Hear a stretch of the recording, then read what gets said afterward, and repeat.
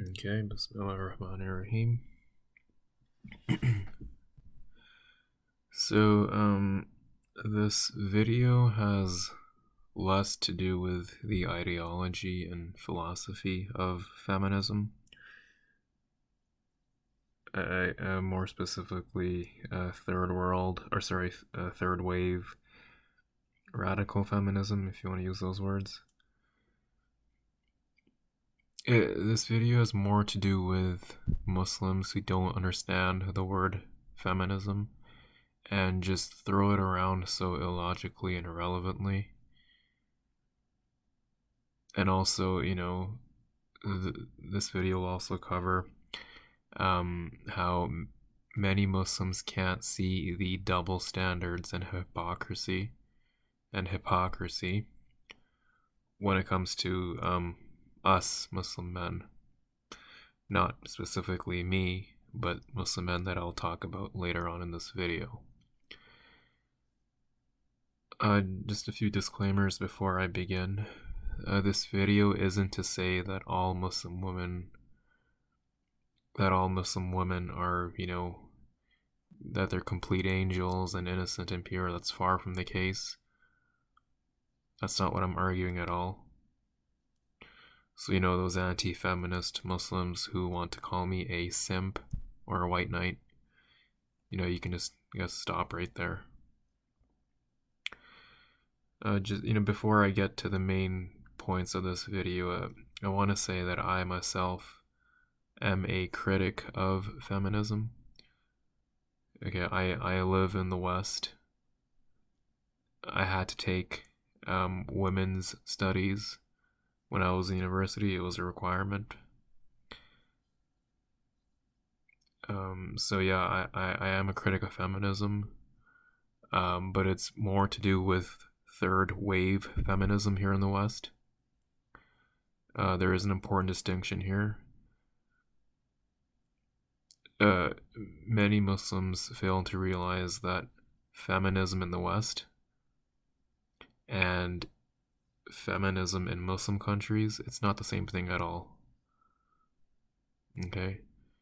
Third wave feminism or radical feminism in the West is not the same as women's rights advocates in Muslim countries. Unfortunately, these two are lumped together by many Muslims.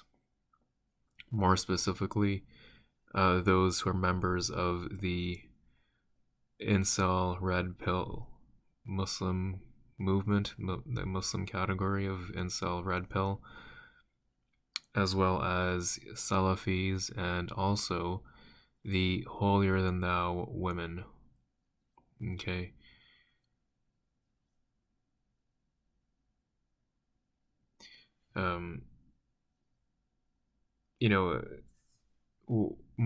Muslim women who who fight for rights on education and healthcare, the right to a safe working environment, the right to not be forced to wear hijab or burqa. This isn't feminism at all.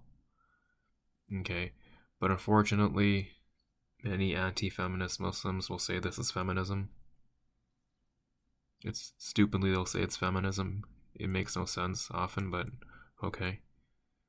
Even third wave feminists in the West, when they analyze, Muslim women's rights in Muslim countries, and when they see Muslim women who are advocating, rights for education, healthcare, or the right to work, the right not to be forced to wear hijab, they themselves might say, "Oh, this is feminism," even though I don't really see it myself.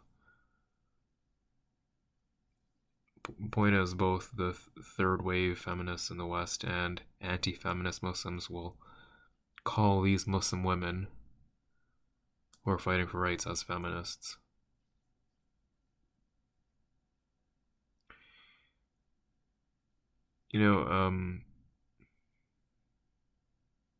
I myself, I don't call myself as a feminist, because usually here in the West, it's usually reserved for women who want to advocate for LGBTQ rights, or it's women who want more rights than they have right now. women in the West are already given equal rights and freedoms. But many of these feminists in the West, it's not enough. I mentioned how when I was in university, I had to take women's studies courses. It changed quite a bit actually. And when I first took it, it was about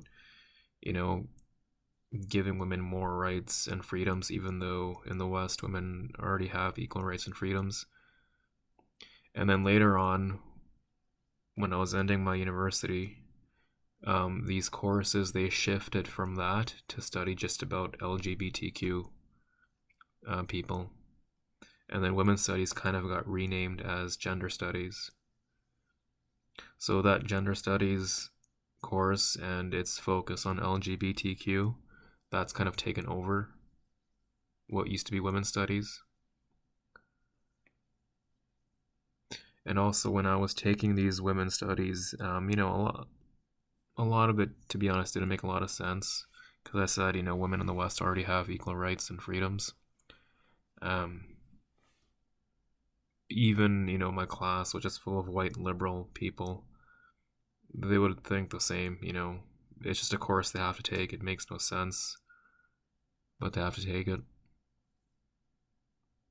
I'm also a critic of Muslims who define themselves as Muslim from a gender studies perspective as opposed to a Islamic perspective. If you're a Muslim, you can obviously criticize feminism, but you have to differentiate between third wave feminism in the West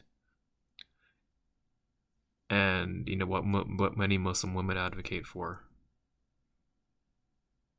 Okay, you can't use this term feminist and apply it to Muslim women you don't like, or Muslim men you don't like. This happens a lot on social media. Many Muslims use the word as feminist to label other Muslims. It doesn't really make much sense. It's pretty illogical. There are a lot of issues within the Muslim community and in Muslim countries when it comes to the rights and freedoms of Muslim women. And when I say this, I know people are going to jump. These anti-feminist Muslims are going to jump at me and say, "Oh, you obviously when you talk about women's rights and freedoms, you want them to have sex outside of marriage. You want them to have the right to drink alcohol." I see this all the time. Anti-Muslim feminists on social media. This is what they often, end up saying. It's stupid and deflective. There are a lot of issues in the Muslim community and Muslim countries that affect Muslim women. And these issues are often brushed under the rug. No one wants to talk about it. If you do talk about it, then you're a feminist. Does that make sense? And this goes for both Muslim men. This goes for Muslim men as well.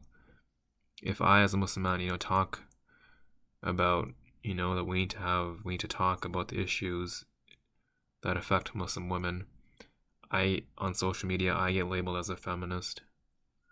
Even though I don't call myself as a feminist, I don't think anything that I advocate for is,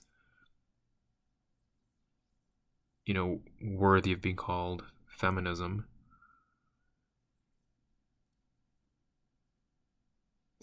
The the biggest critics of feminism among Muslims, so the biggest anti-feminist Muslims out there, they're Salafis. They're the incel and red pill Muslim men, and their counterpart, which are holier than thou, self-righteous women, and also just jerks from countries like Pakistan and Afghanistan who have no idea what feminism is, but it's a trendy and cool word for men in Pakistan and Afghanistan to say, and they use it so illogically and irrelevantly.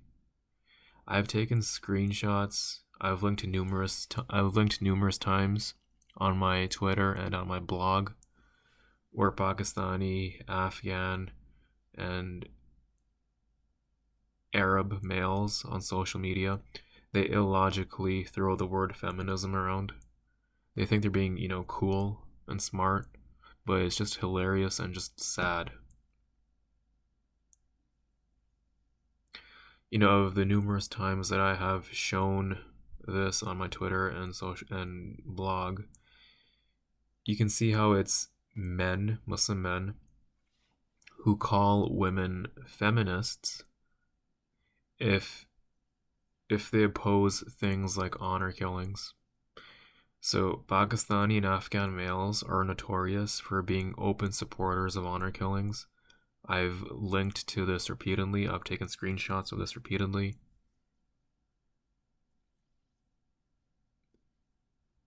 Okay, Pakistani and Afghan males, because there is a very strong cultural similarity between certain regions of Pakistan and much of Afghanistan, where the notion of honor is really embedded in the culture. And on numerous times on social media, numerous times on Facebook, I've taken screenshots of this and I've linked to these comments directly, where men, Pakistani and Afghan men, they're openly saying, killing their mothers, sisters, and wives for honor, it's a religious duty. It's hard to believe, but they say it. And when there's women who are like, if you look at the comments, and when there's women who are trying to tell these men that they're wrong, that they're being uncivilized, these men turn around and they just say the word feminist against them. They're being feminists.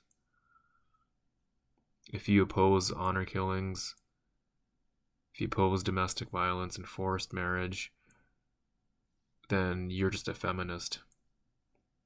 Again, fourth time I'm saying this now, third or fourth time, I have repeatedly taken screenshots of this and posted it on my blog and on my Twitter.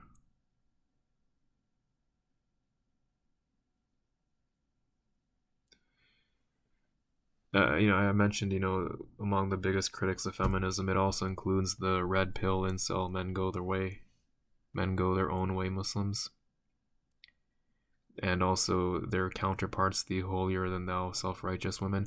I spoke about these two deviant groups in my last video on toxic Muslims on social media. Okay, these red pill incel men go their own way Muslims, they also come with names like Islam pill or based Muslim or Chad Muslim.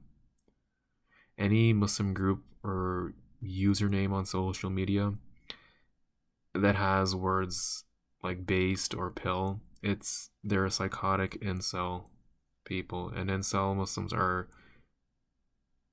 they're deviants, they're munafiqeen, as I mentioned in my last video, because these ideologies are rooted in paganism.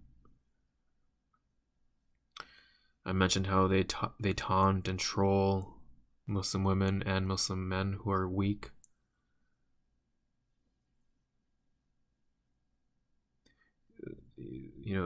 These men and also these holier than thou women, they just complain about Muslim women.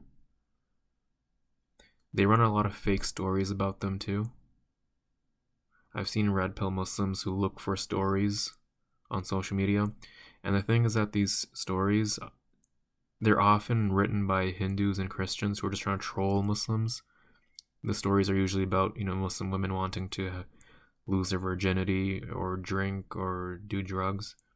And these red pill incel Muslim men and these holier than thou self-righteous women, they're so stupid that they actually believe these stories.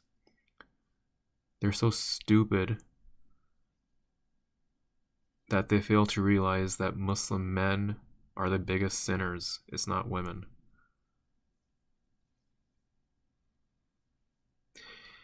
Anti-feminist Muslims, as I said, it's comprised of the Salafis and self-righteous, holier than thou women, and the incel men go their own way men, and those jerks from Pakistan and Afghanistan and some Arab countries.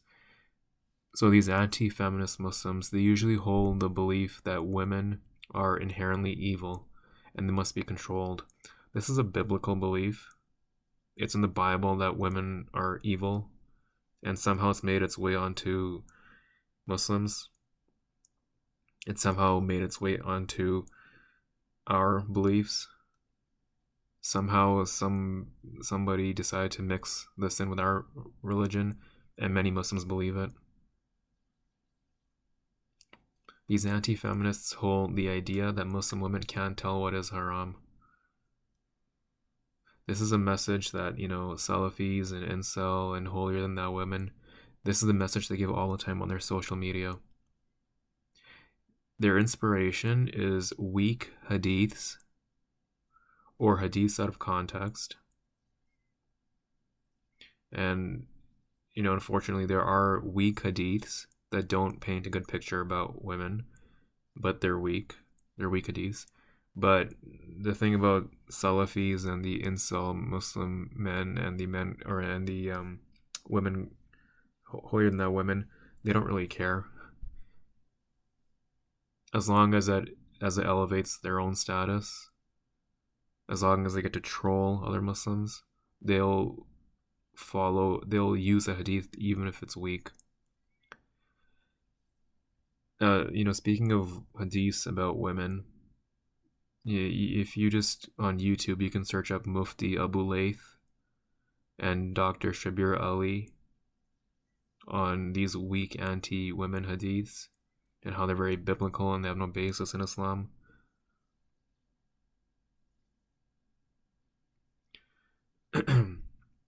The anti-feminist ideology, it's especially dangerous if you mix in a culture from a certain Muslim country. Okay. I mentioned, earlier about the grotesque culture in certain regions of Pakistan and Afghanistan. If you mix their ideology with anti-feminism, you get a very sick and sad combination.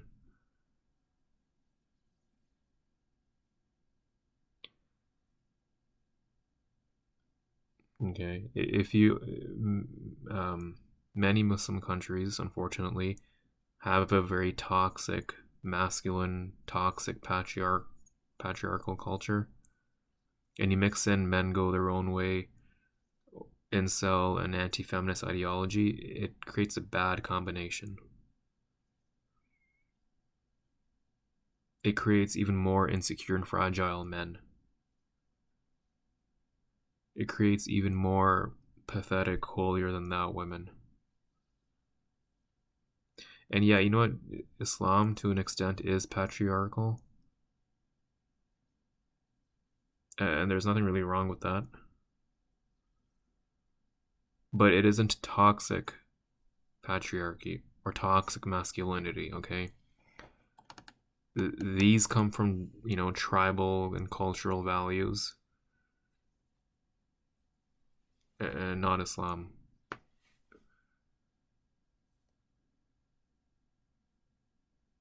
Okay, so Islam, yeah, it does have a patriarchal element, which is fine. Nothing wrong with that.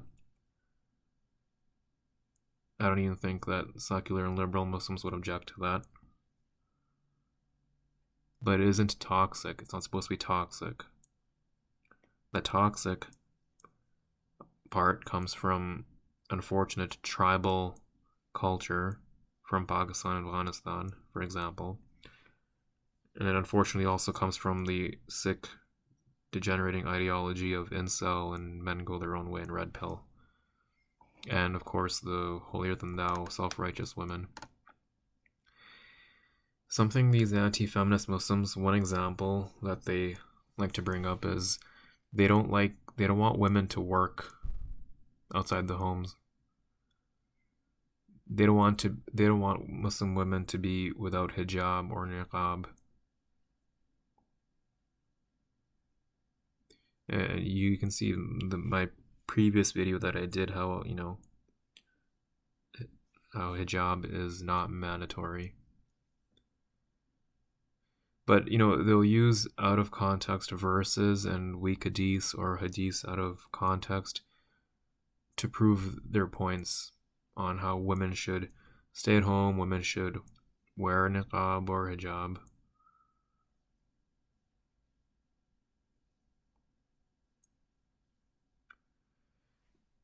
I want to talk about the double standards and hypocrisy.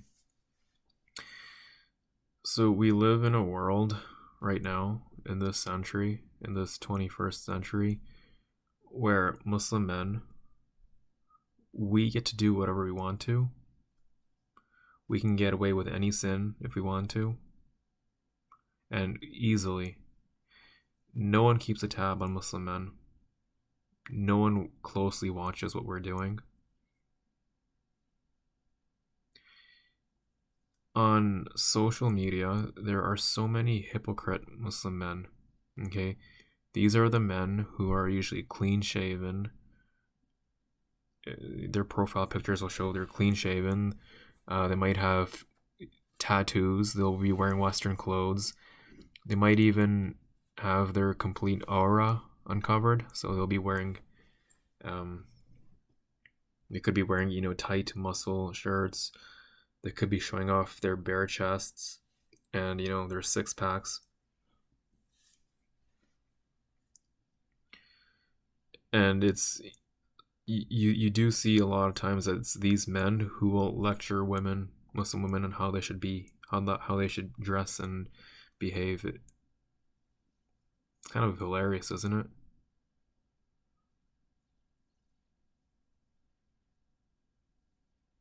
I've screenshotted this example that I just gave so many times too. Again, I put on my Twitter and on my blog. There's also many times those Muslim men who are trying to lecture Muslim women. These on social media, these Muslim men will forget to private up their own profiles. Again, I've screenshotted this so many times. I've linked to it so many times as well. These Muslim men, they'll be anti-feminist. They'll call themselves that. They'll lecture Muslim women on what to do, on social media. But, they will forget to private up their profiles. And you can see what's on their profiles. There was a time on YouTube, I think like 6, 7, 8 years ago, where you could your liked videos, your favorited videos, they could be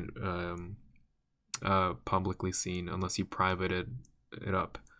If you didn't do it, then anyone could see it. So by default, if you liked a video or if you added it to a favorite as a favorite, by default it'll put it as public on your profile. And so many times I would catch these hypocrite anti-feminist Muslim males lecturing women on how to dress and how to be, even sometimes using harsh words like, I'm sorry I have to say this, but they would also use words like bitch or whore or slut or skank. And you would go on their profiles and they essentially have nude women and nude and porn videos that they're liking. It's actually an example you'd see quite a bit. I've heard it in other places too. I've heard it in khutbahs too, the lectures in masjids. I remember an imam was giving a lecture. He was saying how, Muslim husbands, they have no problem watching, dirty videos um, videos of women barely covered, but at the same time, they will tell their wives and daughters that you need to be covered head to toe.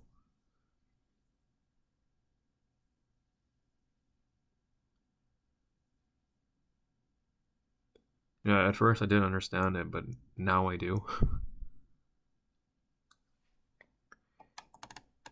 um, Sometimes these anti-feminist Muslims, they'll bring up statistics on sex and alcohol and about nightclubs and bars. And what point do they try to make? They often don't have one.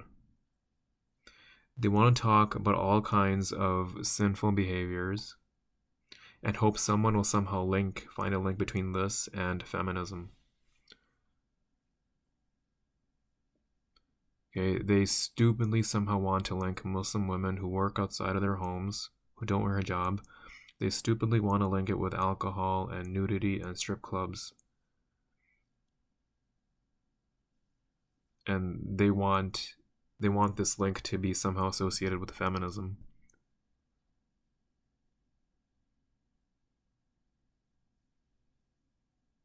And then something that they'll do also is they'll phrase their rants in a certain way that will try and make women feel guilty, Muslim women feel guilty. So these anti-feminists, it includes women, as I've mentioned before many times. They'll be like, oh, women who work, Muslim women who work outside their homes, they just want to be feminists. That's why they're working. They want to please their bosses instead of pleasing their families. They want to mix with men who aren't related to her. These are stupid and pathetic ways of thinking. It's stupid and pathetic to try and make someone feel guilty. It's stupid and pathetic when you try and phrase your words like this. But many these anti-Muslim feminists, they do it. My mistake. These anti-feminist Muslims, they do it. There, I live in the West here. I can see with my own eyes that there's so many successful women here, both non-Muslim and Muslim. They're successful in their careers, whether they're doctors, lawyers, engineers, teachers, scientists, or if they're in the business sector, or if they're political leaders. We Muslims here in the West, we see this in front of our eyes.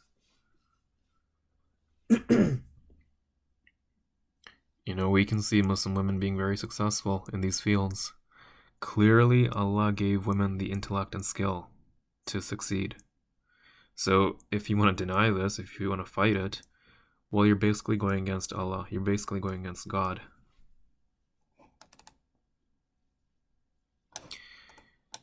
Many Muslim countries are the worst places on earth for women. Okay? Many Muslim countries don't give justice to women who are raped, who face domestic violence. I mentioned earlier how many Muslim men from Pakistan and Afghanistan, they're openly on social media writing how they support honor killings. Openly. If they're openly supporting it, then what do you think they'll do in their private lives? Of course, they'll carry out these acts. There's political parties in Pakistan and Afghanistan that, support honor killings. And these political parties have repeatedly struck down bills brought up that try and prevent these horrific actions. The female politicians and journalists and human rights activists, when they try to create awareness about what's going on, when they try to object to these political parties, what do you think they're termed as? What do you think they're called? Yeah, feminists.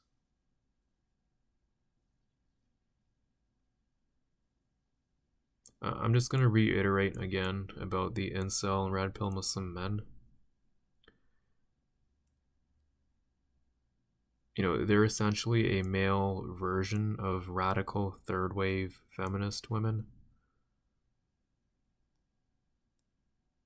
And the holier than thou self-righteous women, whom I mentioned in my previous video, they love cheerleading for these incel men go their own way Muslim men. These holier than thou self-righteous women who love showing off how religious they are, who spend all day on social media praising men, praising how they take care, praising how these women take care of the household, how they spread their legs 6 times a day for their husband. Go look at the Prophet's wives and daughters. They were nothing like this. The Prophet's wives and daughters didn't gloat about their lifestyle. They didn't condemn Muslim women who, didn't directly follow their example, because it's not Islamically mandated for Muslim women to be just like them, to be just like the Prophet's wives. You can if you want to. If you don't want to, it's fine. There's no sin on you. But these holier than thou women, they love bragging about who they are, about what they do. And I've mentioned in my previous video, these women are the biggest maniacs I have ever argued with.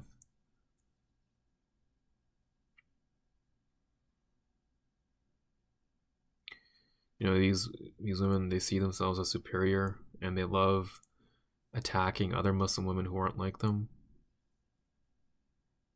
These women, these holier than thou self-righteous women, they're cancerous,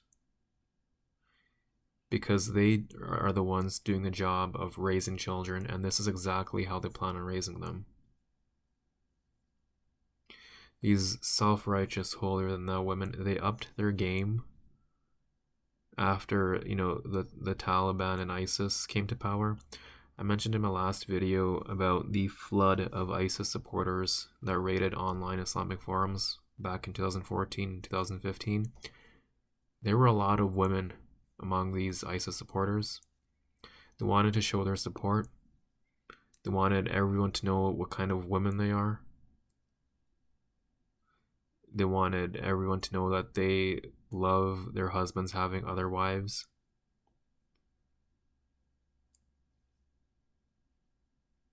They themselves loved blaming women who are harassed and raped. And these women, they give birth and raise kids who will think the exact same way.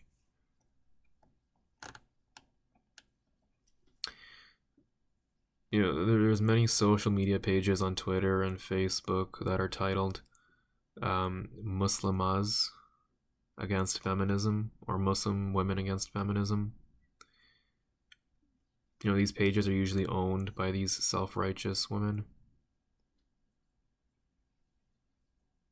They are a fitna. Sometimes we see Muslim academics or those who do dawah, they criticize feminism. But, a huge mistake that they usually make is they fail to differentiate between what many Muslim women are advocating for and what third world feminists are advocating, third wave feminists are advocating for. They fail to differentiate what many Muslim women want and what non-Muslim third wave feminists in the West want. When you do this, when these Muslim academics and those who do dawah, when they do this, they only give more ammunition to anti-feminist Muslims.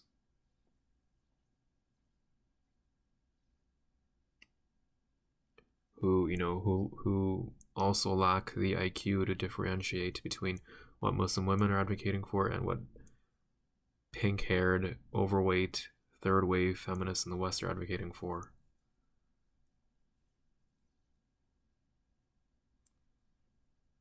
And another thing is there's many famous Muslims who do dawah and whatnot, and many times on their Instagrams and on their YouTubes, they're wearing tight muscle shirts, or they show themselves swimming with their aura exposed. They also show how they like boxing, which, by the way, it's strange because boxing is haram in Islam. It's sinful. You can't do it.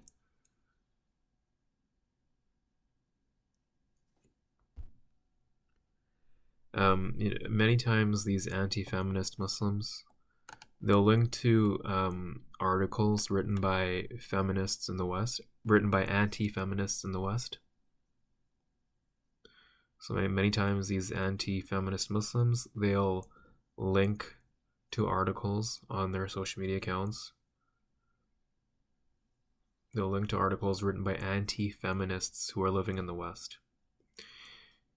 But they fail to realize that anti-feminists in the West they're usually also anti-Muslim. Because usually, feminists in the West, they're pro-diversity, pro-inclusion. They're pro-celebrating other cultures. So obviously, we Muslims, we kind of do benefit from that. It's usually from their influenced policies that, that allow for immigration and whatnot.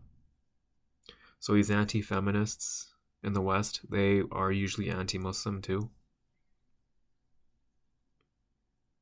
So aren't these Muslims, these anti-feminist Muslims, aren't they being sinful for helping spread Islamophobia? Even if they do it unconsciously?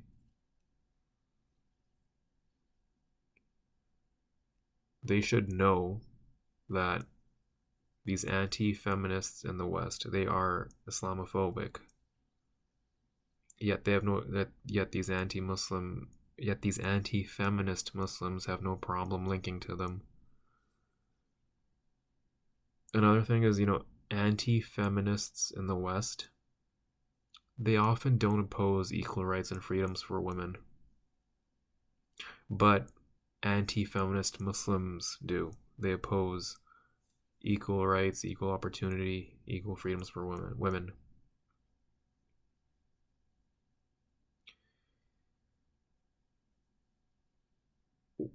Another thing that anti-feminist Muslims do is, they make up their own examples and stories just so they can say the word feminist. I think I mentioned this already. An example would be that, an example that I frequently saw on Daniel Hakikatju's page. Daniel Hakikatju, he's the father of Muslim red pill, Muslim incel movement. He's also given ammunition to the holier than thou self-righteous women. He's a misguided troll. I did my very first video on him 4 years ago. An example that I would always see on his page, it's something along the lines of a father wakes up his daughter for Fajr, and then she goes back to sleep after saying that she's an independent woman and she doesn't need a man to tell her what to do. What a stupid set of words. What a stupid example. But you get the idea, right? They make up their own examples so they can go after Muslim women who aren't burqa-covered housewives.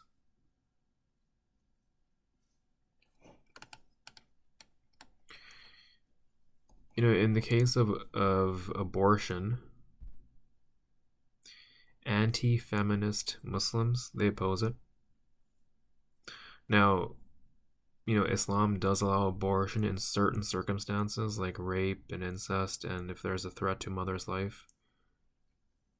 But these anti-feminist Muslims, they use statistics about non-Muslims when it comes to these circumstances. So in other words, they try to say that Muslim women who want an abortion, they do so because they're sexual deviants. Okay, so I think it was like, I don't know, 2 or 3% of the abortions in the US, it was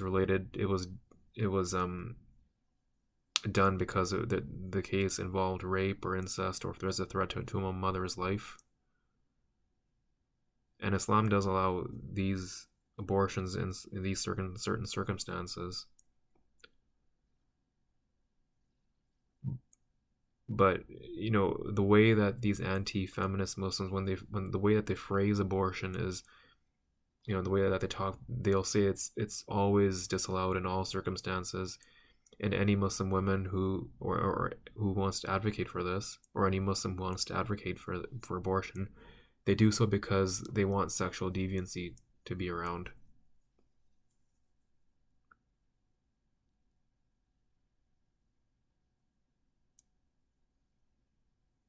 Okay. So when we try to remind these anti-feminist Muslims that, hey, Islam does allow abortion in these certain circumstances, they don't care.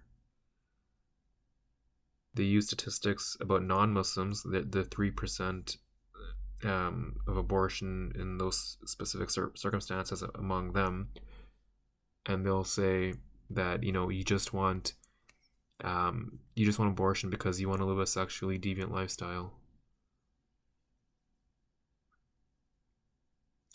Another thing is, I mentioned how many Muslim men, we have a lot of freedom to sin openly.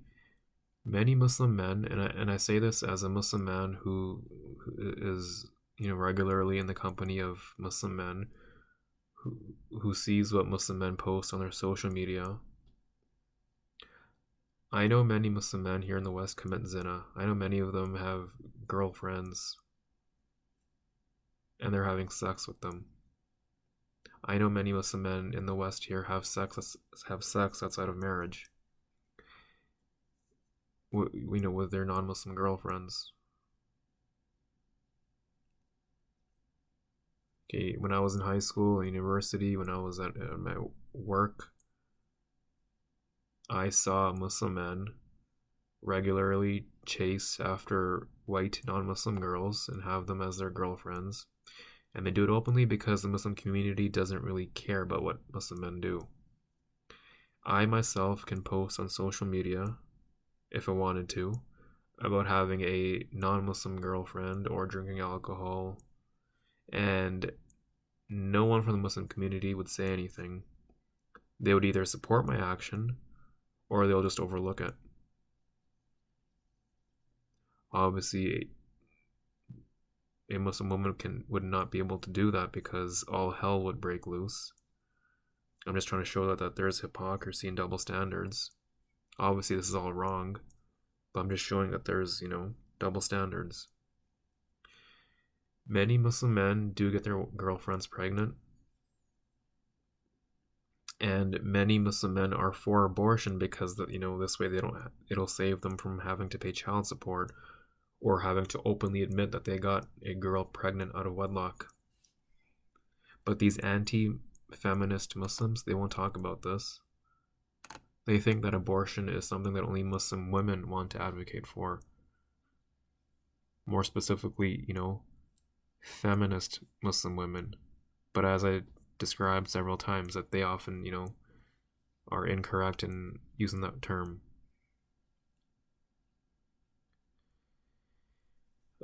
Feminism is often seen as a liberal and secular ideology. It can be. It might be. I don't really care. But anti-feminist Muslims, they'll say that any Muslim who subscribes to feminism, or any Muslim they think that subscribes to feminism, because as I mentioned, throughout this video, these anti-feminist Muslims, they throw the word feminist around so illogically. These anti-feminist Muslims, they illogically and irrelevantly bring up the words secularism and liberalism into every argument. But the thing is that, secularism and liberalism has benefited Muslim men the most, as I've explained throughout this video.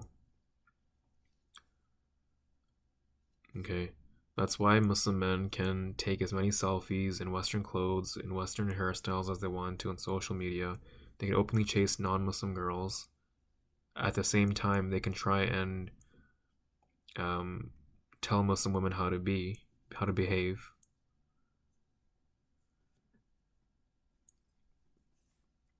These Muslim men can, live openly sinful lifestyles, but no one really cares, right?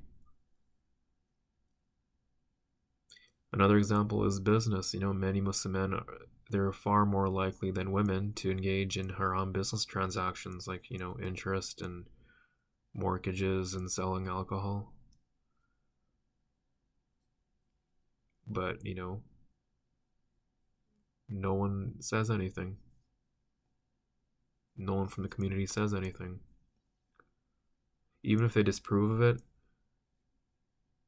they'll keep it really quiet and they'll move on. But if a Muslim woman does something like this, well, nope.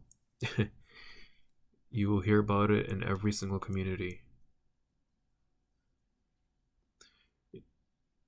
Another example of, liberalism and secularism. How many times do we see in public where a Muslim mother or wife or daughter or sister is covered in layers and layers of clothing and covered head to toe because they're told they are a fitna, but the husbands and brothers and sons of these women, they're wearing shorts, tight muscle shirts, Western style haircuts, and so on. Again, secularism, liberalism, it's benefited Muslim men the most, not women. So I don't understand why these anti-feminist Muslims, when they throw the words of, when they say feminism is a liberal and secular ideology, and when they say, oh, Muslim women want this secularism, liberalism, how are they so blind that they can't see what Muslim men are doing? And a lot of the times, these anti-feminist Muslims, they themselves are committing haram actions all the time, openly, but no one says anything. Even in masjids, okay, in mosques, how many times have we seen men wearing tight muscle shirts and tight pants, even having tattoos, Western style haircuts? No one says anything. You can even see videos and pictures of men and boys in places like Gaza, in Palestine. It's just a matter of life and death for them. They could die anytime from an Israeli attack. But look how they're dressed a lot of times. Western style haircuts, short shirts. But the women, specifically in Gaza, they're covered head to toe. So a bomb could come from above, but these Muslim men often, Western style haircuts, Western clothes, matter of life and death, but they're doing it. It's a huge contrast actually between that and the West Bank. I've mentioned in my previous videos how many Arab places are secular and liberal, actually secular and liberal.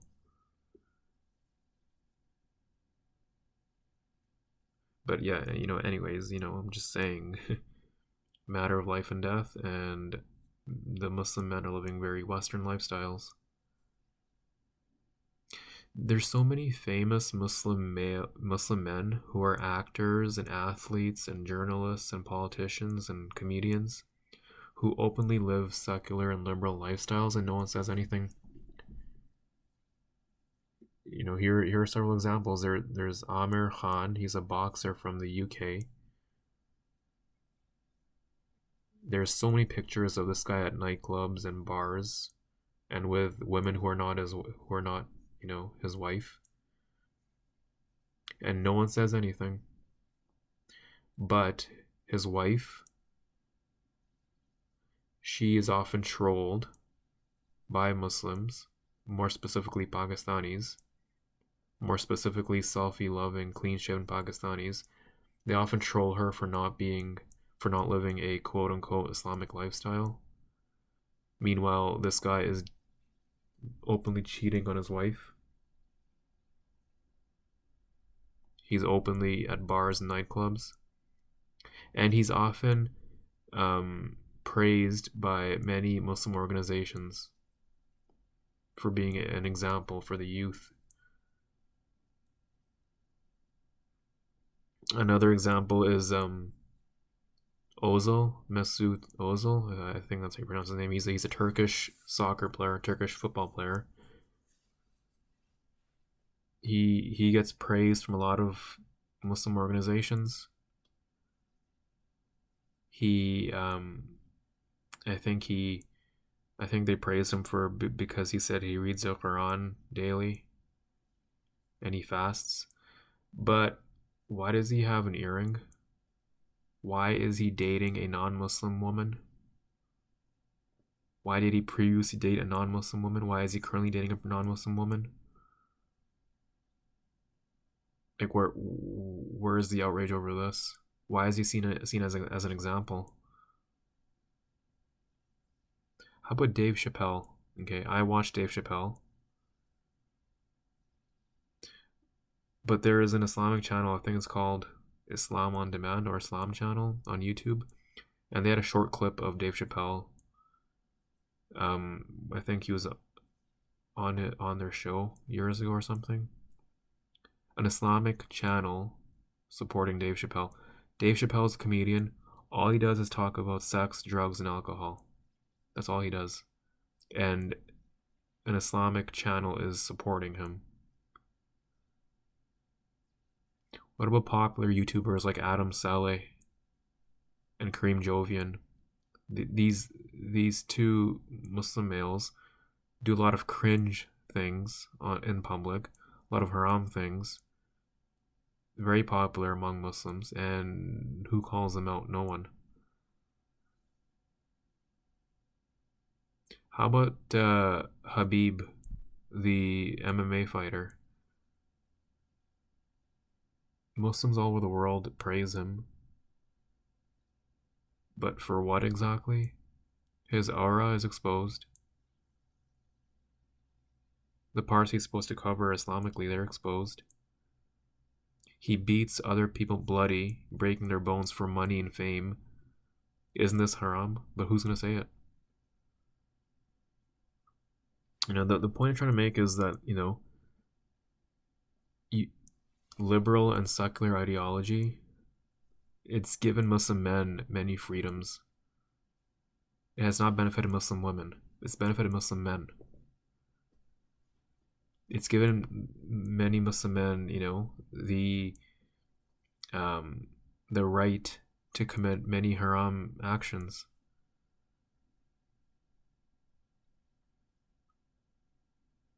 But for anti-feminist Muslims, the Muslim women who work, Muslim women who don't wear hijab, they're the ones bringing secularism and liberalism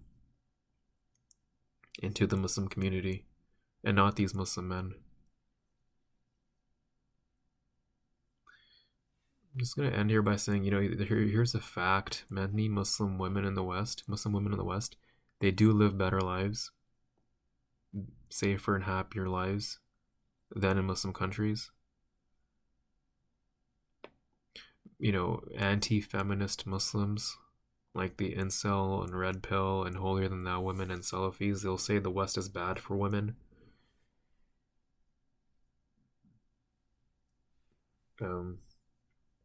I live here. I see Muslim women getting the same rights and freedoms, and it's only worked out for the best.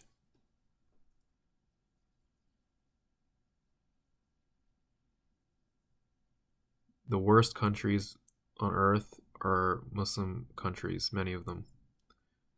The best countries on earth are all non-Muslim Western countries.